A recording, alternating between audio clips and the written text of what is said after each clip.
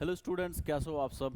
और एक बार फिर से करंट अफेयर सेशन हम लोग डिस्कस करेंगे, जो कि the Hindu newspaper, the Indian express में जो भी 71st बीपीएससी एग्ज़ाम के लिए इम्पोर्टेंट था उन सारे क्वेश्चंस को डील करेंगे। ठीक है, पहला question, the implementation agency of the PM Svanidhi योजना इज़। ओके, तो एक स्कीम है जिसको किसने इम्प्लीमेंट किया है, इस बात को जानना समझना है। तो इस स्कीम को लॉन्च करने वाली जो एजेंसी है दैट इज़ ये B SIDBI. Full form is small industries and development bank of India. Bank of India. Okay, explanation थोड़ा सा देख लीजिए इसका कि क्या है। इस स्वनिधि योजना के बारे में समझिए कि सेंट्रल सेक्टर स्कीम है। ओके, क्या है इसके अंदर कि ministry of home and urban affairs, ministry of housing and urban affairs ने कब लॉन्च किया इसको?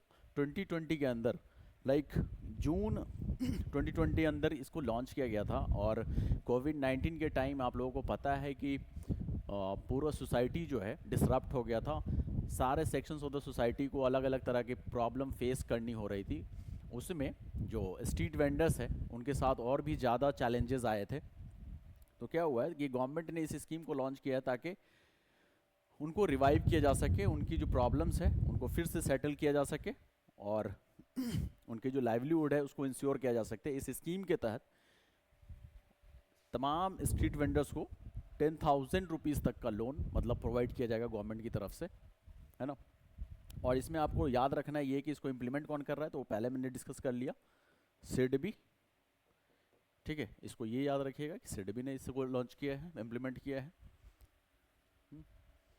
आगे देखिए, जो दूसरा क्वेश्चन है कि the APAAR ID assigns how many digits as a unique and permanent number to every student. क्या है कि गवर्नमेंट का अगेन एक बड़ा सा इनिशिएटिव है जिसके अंदर जो 2020 का न्यू एजुकेशन पॉलिसी था उसके तहत इस अपार आईडी को लॉन्च किया जा रहा है। अपार आईडी 12 डिजिट आईडी है। ओके, जिसके अंदर क्या किया जाएगा कि स्टूडेंट्स के जो एंडोलमेंट नंबर जो होंगे उनके साथ इसको लिंक किया जाएगा, इस 12 डिजिट आइडेंटिफिकेशन नंबर को। और फिर क्या किया जाएगा, उसको फिर फाइनली किसी भी स्टूडेंट्स के हिस्ट्री को जानना है, एकेडमिक हिस्ट्री को जानना है कि उन्होंने कैसा मतलब परफॉर्मेंस किया, क्या मतलब स्कॉलरशिप उनको कभी अवेल हुआ या कौन कौन सी डिग्रीज़ हैं उनके पास। ठीक है, इन तमाम सारी चीज़ों को इस आईडी से आप ट्रैक कर सकते हो और उसको फिर आधार कार्ड के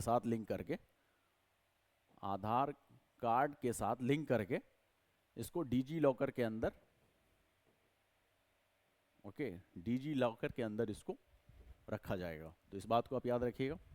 वही सारी चीज़ें एक्सप्लेनेशन के अंदर है कि अपार आईडी जो है इसका फुल फॉर्म आप याद रखिएगा कि automated permanent academic account registry. ठीक है, न्यू एजुकेशन पॉलिसी के तहत इसको मतलब किया जा रहा है। It is an identification number है which is link to enrollment number. ठीक है, और स्टूडेंट्स के किसी भी स्टूडेंट्स के प्री प्राइमरी से लेकर के हायर एजुकेशन तक के जर्नी को आप ट्रैक कर सकते हो। तो 12 डिजिट का होगा ये नंबर, पहले भी डिस्कस कर चुके हैं। कॉम्प्रिहेंसिव रिकॉर्ड जो है उनकी जो भी डिक्रीज, स्कॉलरशिप, अवार्ड्स, क्रेडिट्स वगैरह जो भी लाइफ में मिले होंगे उन तमाम एजुकेशनल बैकग्राउंड को आप ट्रैक कर पाओगे। ठीक है, will be unique and remain the same throughout one's education journey. ठीक है, तो जो भी पूरे एजुकेशन जर्नी के अंदर वो वही रहता है, कोई चेंज नहीं होगा ये, है ना। एंड डिजी लॉकर के अंदर इसको आप रखेंगे। The APAAR ID embodies the vision of one nation one student ID. तो ये जो कंसेप्ट है one nation one student ID का, उसको ये अपार आईडी जो है इंश्योर करेगा। ठीक है, नेक्स्ट क्वेश्चन देखिए कि the supreme court recently the Supreme Court sought clarification from the Union government on the delay in implementing the One Nation One Voter ID initiative. What is the main objective of this initiative? ठीक है, तो supreme court ने government को बोला है कि भाई इस one nation one voter ID initiative को इम्प्लीमेंट करने में क्यों, मतलब क्या डिले हो रहा है, क्या परेशानी है। तो क्वेश्चन हम लोग है कि what is the main objective of this initiative. ये जो इनिशिएटिव ऐसा लिया जाएगा तो इसका मतलब उद्देश्य क्या होगा। ओके सो अभी आपको पता है कि जो जिस कॉन्स्टिट्यूंसी में है उस हिसाब से उनका वोटर आईडी कार्ड होता है, फिर वहीं पे अपने वो वोटिंग राइट्स को, वोट को कास्ट कर पाते हैं। तो कई बार ऐसा होता है कि लोग अपने एजुकेशन के लिए या फिर एम्प्लॉयमेंट पर्पज़ से अगर नहीं है वो अपने रीजन में, तो अपने वोटिंग राइट्स को एक्सरसाइज नहीं कर पाते, जिसकी वजह से वोटिंग राइट जो वोटिंग टर्नआउट है उस परसेंटेज में गिरावट होती है। ठीक है, तो इसका उद्देश्य यही है कि भाई ज़्यादा से ज़्यादा वोटिंग परसेंटेज जो है वो हो सके, ज़्यादा से ज़्यादा वोट्स कास्ट हो पाए। ठीक है, तो इसका आंसर है कि to ensure portability of voting rights across the country. Okay, same वही सारी चीज़ें, that aims to particular voting rights specially for migrant workers and urban migrants so that they can vote from any part of India without changing constituency details. तो वो कहीं से, मतलब देश के अंदर कहीं भी होंगे, तो इस तरह का अगर one nation one voter ID अगर ऐसा हो जाता है, इस तरह का कंसेप्ट अगर, तो वो कहीं से भी क्या करेंगे, अपने वोटिंग राइट्स को एक्सरसाइज कर पाएंगे। ठीक है, नेक्स्ट क्वेश्चन देखिए कि India's forex reserves touched a new high in August 2025 due to. तो पहले तो फॉरेक्स रिजर्व को समझिए, जो फॉरेन करेंसी है, so that is foreign reserves. Okay, foreign currency को ही फॉरेन रिजर्व्स बोलते हैं। तो अगस्त 2025 के अंदर इसमें काफ़ी जो है इंक्रीमेंट देखने को मिला है। सो उसके क्या कारण है? ठीक है, उसके कारण है कि फॉरेन डायरेक्ट इन्वेस्टमेंट और फॉरेन पोर्टफोलियो इन्वेस्टमेंट, इनके अंदर इंक्रीमेंट देखने को मिला, जिसके कारण फॉरेन रिजर्व्स में इंक्रीमेंट देखने को मिला है भारत के अंदर। तो rising FDI inflows and portfolio investments, okay, FPIs. तो अब इन दोनों बातों को समझिए थोड़ा कि एफपीआई एंड एफडीआई क्या है। ठीक है, FDI basically foreign direct investment, foreign direct investment होता है।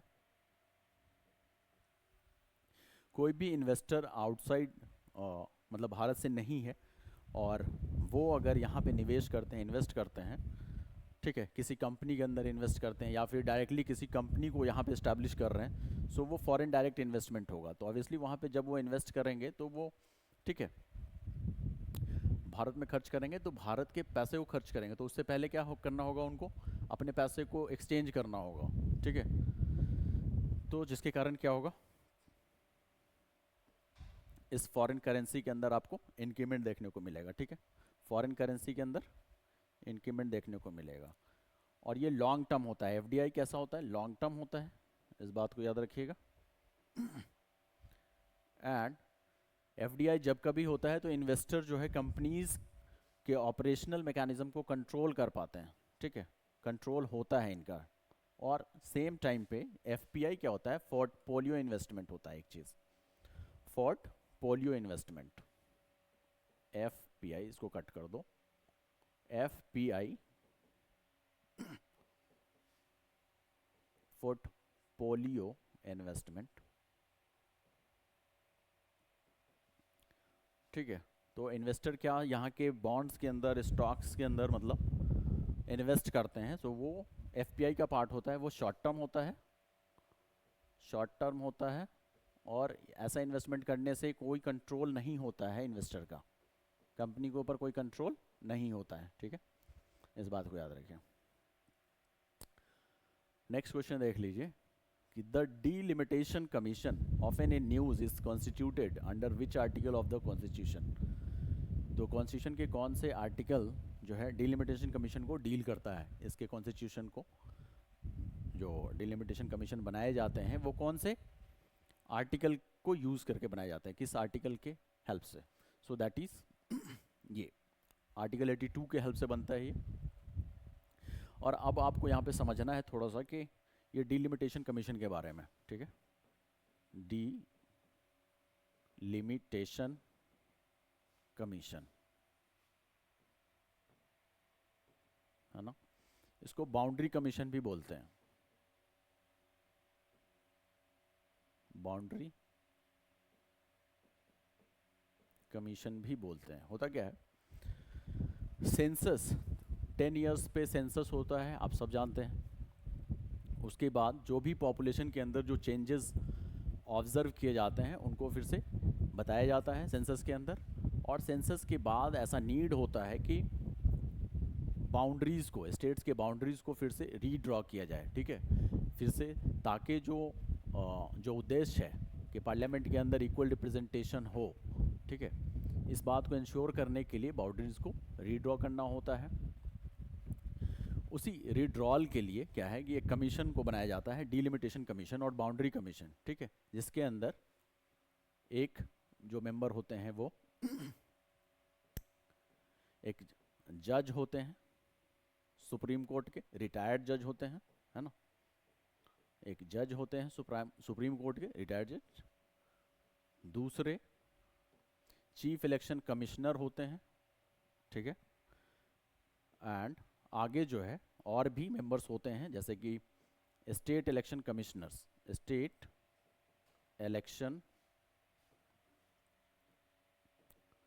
Commissioners of respective state. जिस भी स्टेट का बाउंड्री को रीड्रॉ किया जा रहा है तो वहाँ पे रेस्पेक्टिव वहाँ के स्टेट इलेक्शन कमिश्नर्स होते हैं इसके अंदर, ठीक है।